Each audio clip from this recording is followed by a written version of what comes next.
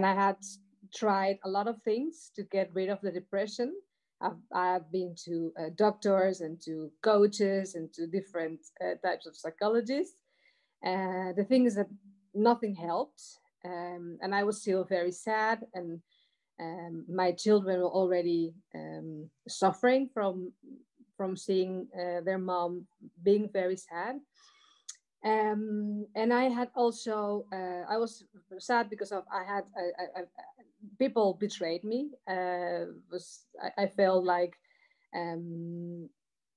I was not recognized for what I've done in my work and my job, and that made me very sad because I was acting from a good heart, being a good Christian and doing my best.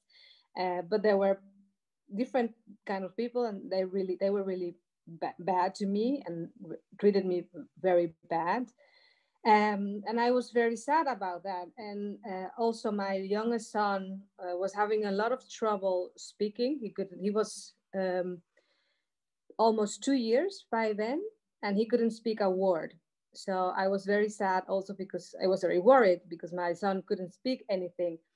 And some doctors and psychologists have told us that he was not going to speak because he probably had like some kind of disconnection with the speech and the brain. That's called apraxia.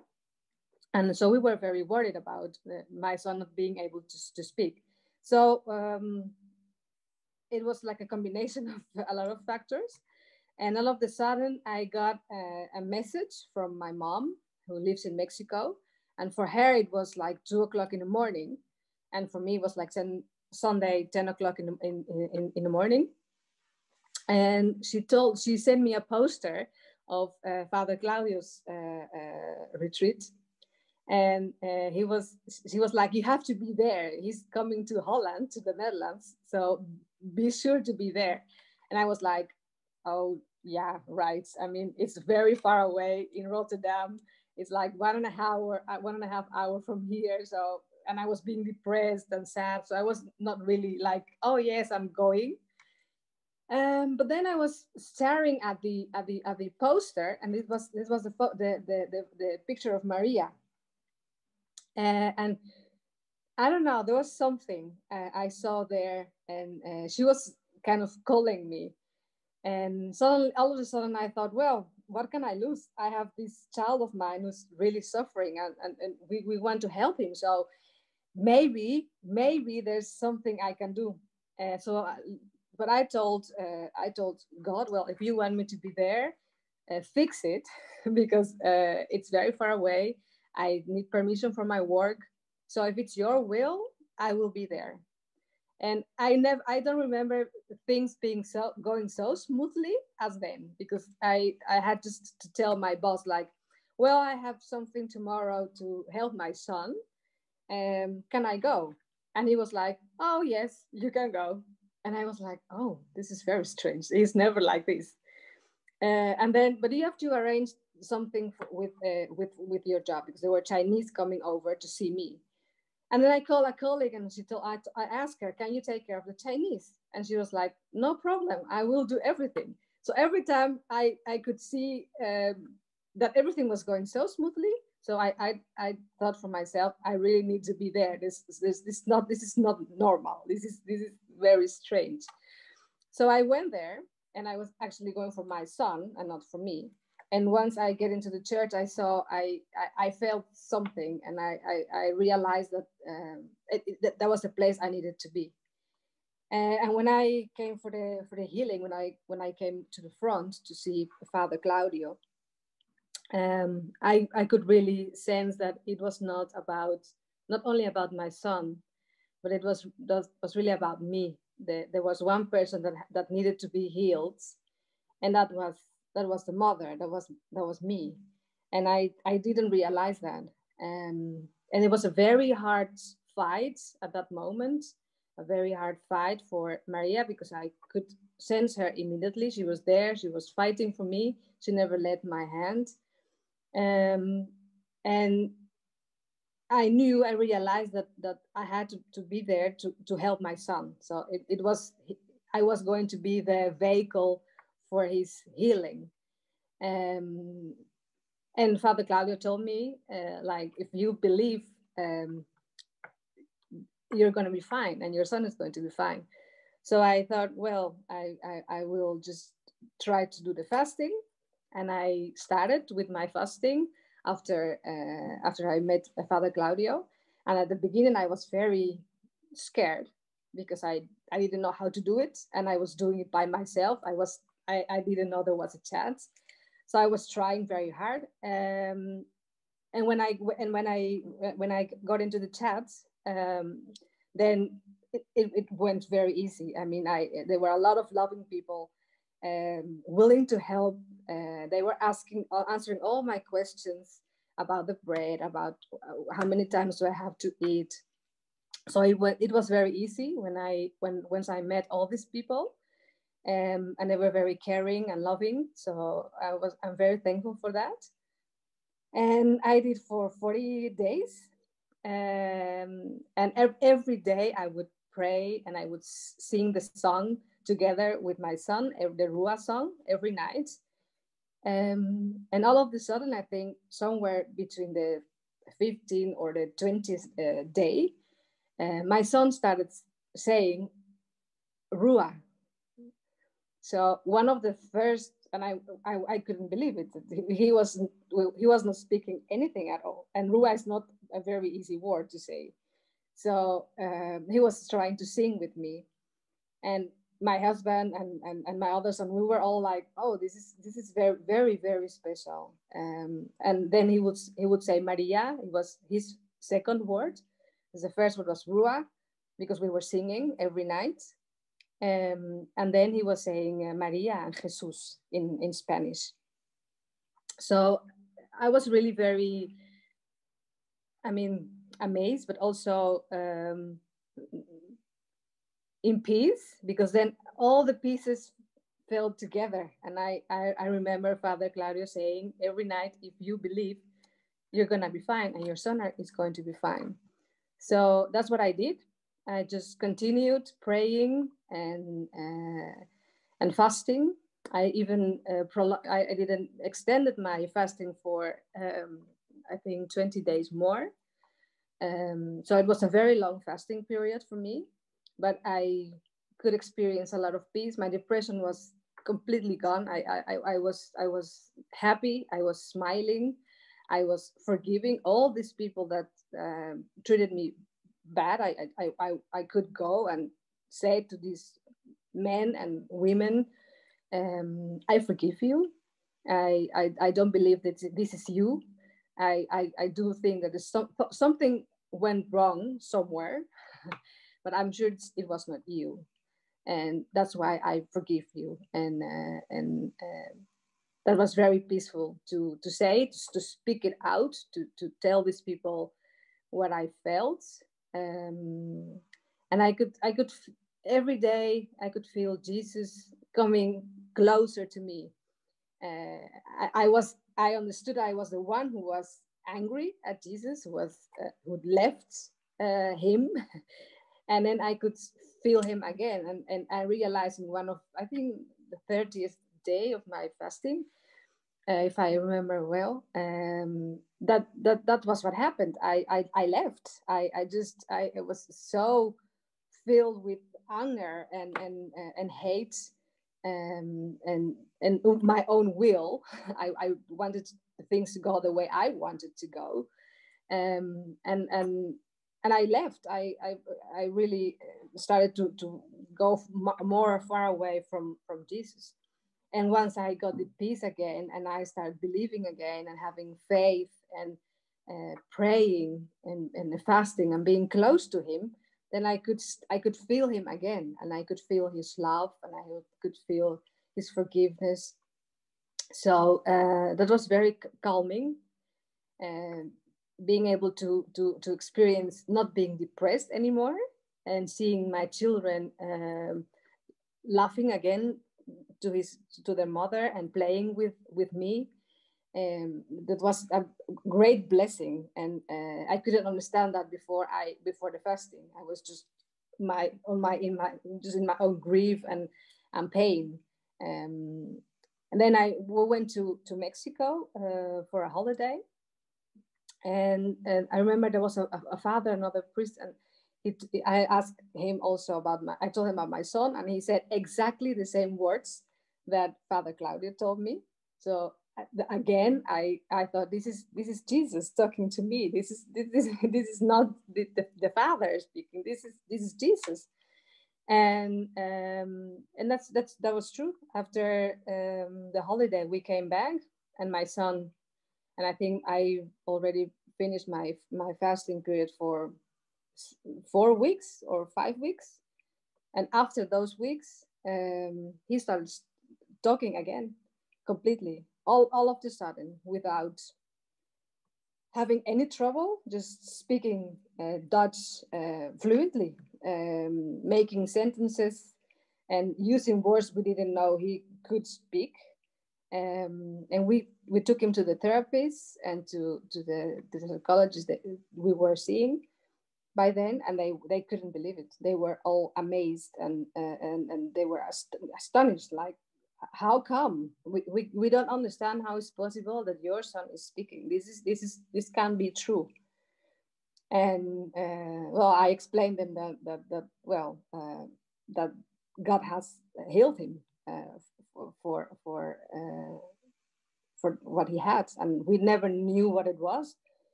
but probably had something to do with me, with me being sad or whatever it happened. There was something was broken, and Jesus fixed that again, and pulled all these pieces together, with love and caring and forgiveness. And I realized once I could be able to love myself again, to love God again, to love my brothers and my sisters again, he was answering with lots of love.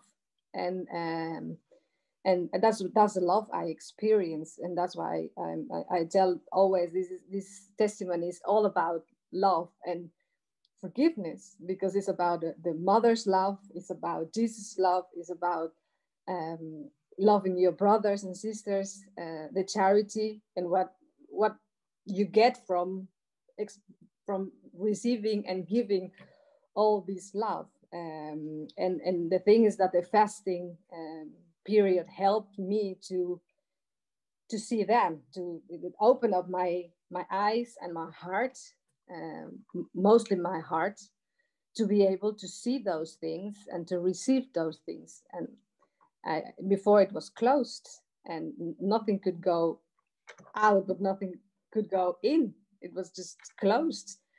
So that's why I this is my fourth fasting period since then, or fifth already probably. So and every fasting I have experienced a different type of love, or is it from a sister or a brother, or my husband, who also converted to Catholicism. He didn't believe in anything, and he asked me, I think it was after my second fasting, he wanted to marry me, and going to the church and being together before God. And that was also, I thought it was also a miracle. I mean, he didn't grow up with any religion, and but he saw the love of God, and that's why I think that these testimonies and this fasting is not only about not eating, but it's about just making room for the love, making room for what God has spared for you. That's what He's trying to do. Otherwise, there's no space. If it's full with anger, or full with hatred, or full with food, or full with all these things we do every day, being a human, then there's not much space for God. So that's why I think that fasting help us make room for God, for Jesus. It's just He's cleaning up, and because He wants to be there, just we need to learn how to let Him be there with us. And my sons were praying with me every night, and we would pray the rosary. But I have never tried a chaplet of mercy with them. I prayed myself, and yesterday I was praying with Father, and all of a sudden I could hear them repeating every word, and I felt so much love from God, from Jesus, because I see the love in them as well, reflected from me to them. It's like a reflection, and I wish a lot of sisters and brothers in the world to experience this love, because once you experience God's love, you don't want anything else. You don't want any food. You don't want anything. It's just enough, and you don't need anything else. So I hope that this my testimony will help any of you to make room for God and to receive His blessings, because He wants to give them, and we need to make room for them to be able to feel them. Thank you very much for listening. Thank you, Blanca. I remember was interesting because I want to start with the last thing. Now, yesterday, usual Blanca, she's helping me to record from November. We record with her the Gospels in many languages. And what you see now is because she's recording with me. And yesterday we start all the time before we record with Divine Mercy Chapel. And I told I need today I have a visit, maybe we can record now. So he'll tell yes, but let's pray Divine Mercy. And the children, they come, both of them together. So, and they start to pray. And Blanca told me, I never teach them the Divine Mercy, and no Spanish. So because we talk, but in Spanish, so was surprised because they know Divine Mercy, and they told from where. She don't know from where. So what we can do, the synthesis, that 1 year ago, Mother Blanca, the mother unhappy, not in the will of God, because this is our will, is making us unhappy, depressed, with the sick children, not married. Now, what is doing divine will? God will.